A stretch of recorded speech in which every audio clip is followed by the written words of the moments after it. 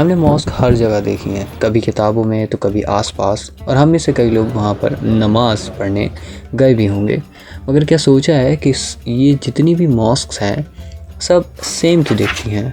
हम चाहे अमेरिका में जाएं या तुर्की में जाएं या ईरान में या इराक में या फिर इंडिया में, हमारे पास मॉस्क हमेशा सेम ही दिखती हैं।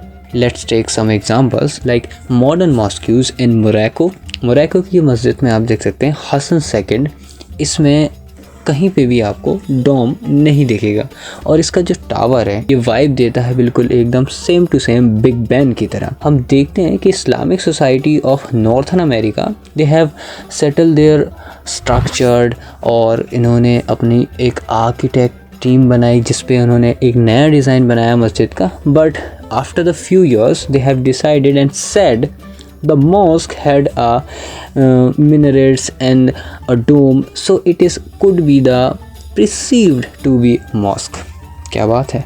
Then the mosque of Shanghai, flat roof, इसके ऊपर कुछ भी नहीं है, but after that they built a dome।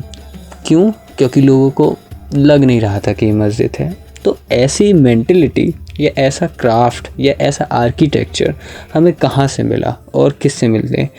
तो ये स्टोरी शुरू होती है the Ottoman empire. It's a big empire. Ottoman empire एक बहुत ही विशाल एम्पायर था। It's really big. एल्जियस से लेकर के बसरा और फिर बुडापेस्ट से लेकर के मक्का आखिरी के 600 साल तक चला, और वहाँ पर हम देखते हैं बहुत सारी ऐसी कल्चरल एक्टिविटीज़ जो कि आगे चलकर इन्फ्लुएंस लाती हैं इस्लामिक सोसाइटी पे।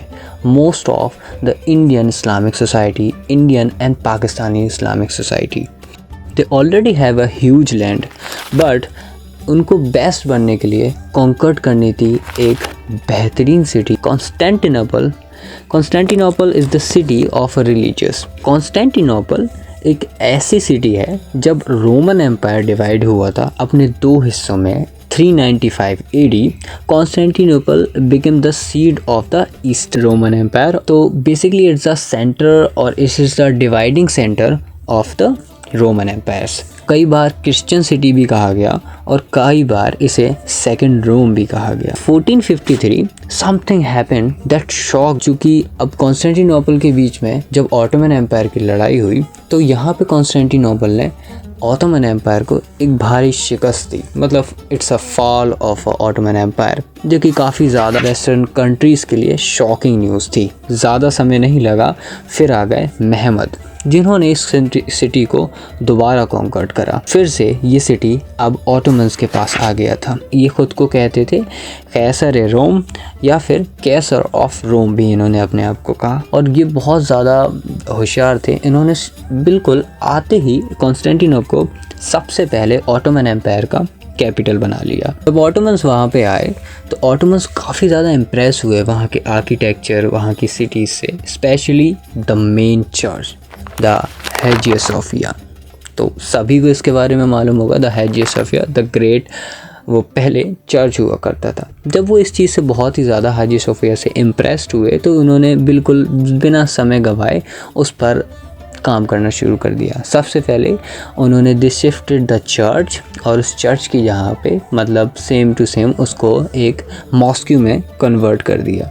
दे इम्प्रूव्ड इट, और उन्होंने इसको काफ़ी ज़्यादा सुधार किए। इसमें काफ़ी ज़्यादा जैसे मीनार्स का लगाना या फिर इनमें बेस लाइन स्ट्रक्चर का इम्प्रूवमेंट करना हाजिया सोफिया में ऑटोमन द्वारा किया गया। मीमार सिनाब इनको greatest architect of Ottoman empire भी कहा जाता है, क्योंकि इन्होंने काफ़ी ज़्यादा इम्प्रूवमेंट हाजिया सोफिया में की थी। इन्होंने काफ़ी ज़्यादा हंड्रेड्स ऑफ बिल्डिंग्स बनाई थी। हाजिया सोफिया के बाद 2 मेजर बिल्डिंग्स सामने आती हैं जो कि काफ़ी ज़्यादा सिमिलर थी हाजिया सोफिया से। पहली the Suleymaniye and the second the Selimiye. Both are the building look exactly like Hagia Sophia. The influence of Hagia Sophia is very big.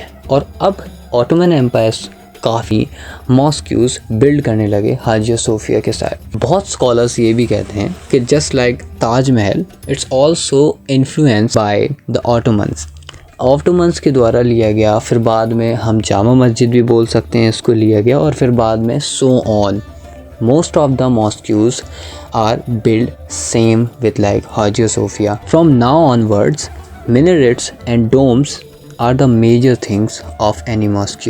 फिर यहाँ से हमें हर मस्जिद में ये चीज़ें दिख लगी और अब आज हम देखते हैं कि सभी मस्जिदों में मीनार्स और गुम्बद whatever you say सब सेम ही होता है। बाकी स्ट्रक्चर और डिज़ाइन वो एक अलग है, हर देश और हर समाज के हिसाब से होती है।